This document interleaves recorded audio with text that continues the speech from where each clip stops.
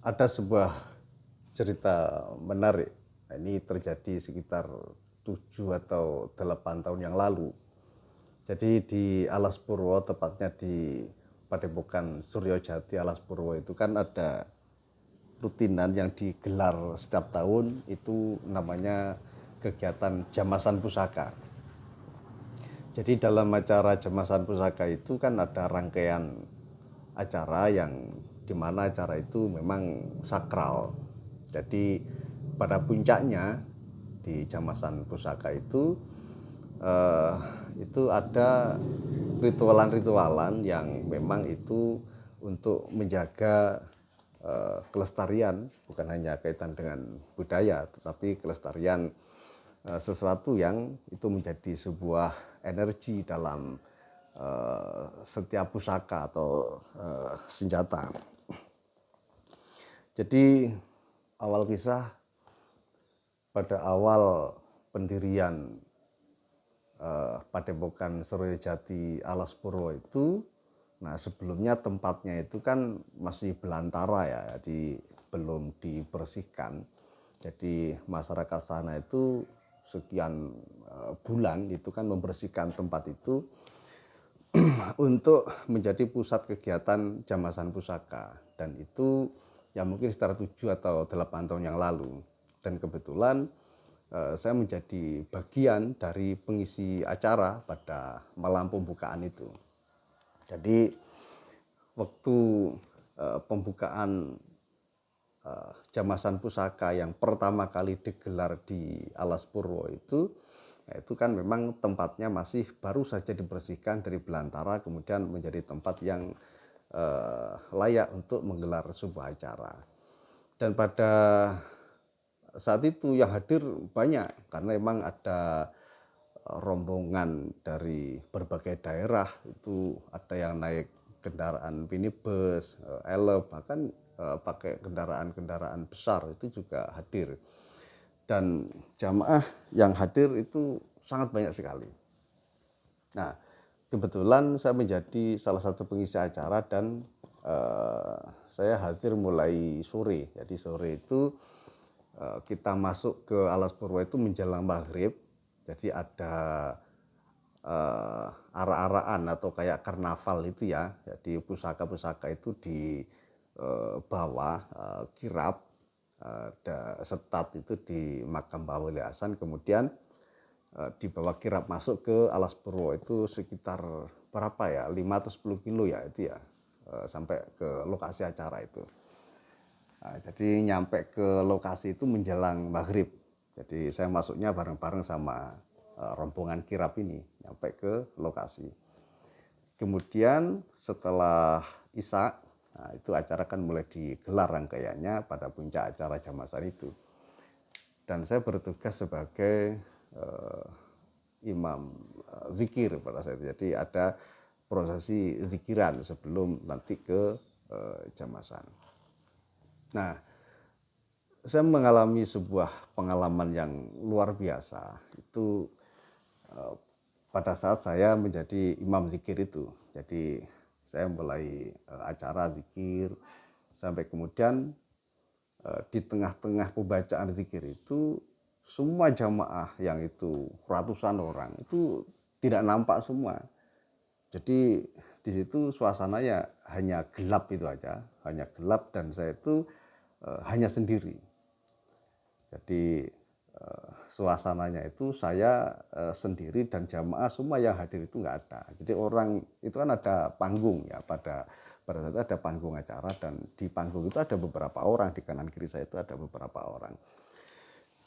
Tetapi pada saat itu di tengah-tengah zikiran itu orang yang tadinya ada sekian ratus itu, dan kanan kiri saya itu orang, itu enggak ada semua. Jadi hanya tinggal saya sendiri pegang mic gitu. Jadi tidak ada suara apapun kecuali suara saya. Ya, nah ini yang kemudian saya sempat untuk berpikir fenomena apa yang terjadi ini. Nah, kemudian saya berkesimpulan ini tidak harus berhenti, lanjut saja, lanjut sampai kemudian nyampe ke doa. Jadi saat itu setelah saya Al-Fatihah itu kemudian saya baca doa. Nah ketika doa, saya membaca doa ini, jamaah yang tadinya itu nggak kelihatan semuanya, itu tidak ada, gelap. Itu saya membaca doa, orang-orang itu kok mulai saya mulai mendengar ada suara amin, amin gitu. Nah kemudian perlahan itu saya mulai menatap ke depan, ke kanan, kiri. Itu orang ada semua. Jadi yang ketika tengah zikir itu tidak ada orang, ketika saya baca doa itu orang itu nampak semua, ada semua. Dan suaranya ya suara biasa itu. Amin, amin, amin sampai Al-Fatihah selesai. Nah, selesai saya imam zikir kemudian doa itu, nah saya kan masih terfikir terkait dengan fenomena itu dan saya tidak bisa melogikakan itu seperti apa dan saya punya perasaan yang kurang nyaman pada saat itu dan akhirnya spontan saja tanpa pamit ke panitia atau siapapun saya langsung pulang itu aja, saya langsung pulang. Nah di tengah jalan mungkin sekitar ya perjalanan sekitar 20-an kilo mungkin ya, saya hampir nyampe Karetan gitu ya. Ada telepon masuk. Nah sambil nyetir itu saya kan sendiri itu pulangnya, pokoknya nggak pamit saya pulang. Itu ada telepon masuk, saya angkat. Dan yang telepon itu Gus Faru. Gus Faru itu pimpinan Padepokan Suryajati itu telepon saya. Loh, Saman di mana? Loh, saya ini Gus, saya perjalanan pulang. Loh, kok pulang gimana? Ya udah pokoknya saya tidak bisa jelasin apapun, yang penting saya pulang. Nah terus ini gimana jemasannya? Loh kenapa? Semua alat untuk jamasan itu ada di mobil sampean, dia bilang begitu. Sampean harus balik ke sini. Wah, karena saya ditekan untuk balik ke sana, saya juga berpikir tadi ada fenomena yang membuat saya tidak bisa berpikir. Saya bilang, ya udah kaitan dengan acara itu saya pikir, saya bilang begitu. Yang penting saya tidak masuk lagi ke Purwo malam ini, saya pulang. Lalu gimana jemasannya? Udah saya pikir, nanti teknisnya seperti apa sama atur sendiri, saya bilang gitu. Nah akhirnya meskipun saya ditekan untuk ke sana, saya memastikan untuk tidak ke sana. Saya lanjut aja pulang. Dan acara itu saya melihat di live itu ya. Pokoknya saya melihat sebuah video ketika saya pulang ada yang ngirimin video. Nah, itu acara jamasan seadanya, maksudnya tidak seperti pakem-pakem orang mengadakan jamasan itu karena semua alat-alat itu saya bawa pulang, jadi kondisional. Yang penting pada acara inti jamasan itu dimodifikasi sedemikian rupa oleh Gus Faru, yang penting acara itu berjalan. Nah selang beberapa hari baru kemudian Gus Faru ini coba tanya ke saya terkait dengan apa yang terjadi dan itu saya cerita itu. Kebetulan di tahun berikutnya hingga pada bulan Suro yang kemarin saya tetap menjadi salah satu pengisi acara. Jadi sekitar 7-8 tahun itu saya setiap tahun mengisi acara dengan konsep yang sama, jadi imam zikirnya tetap saya.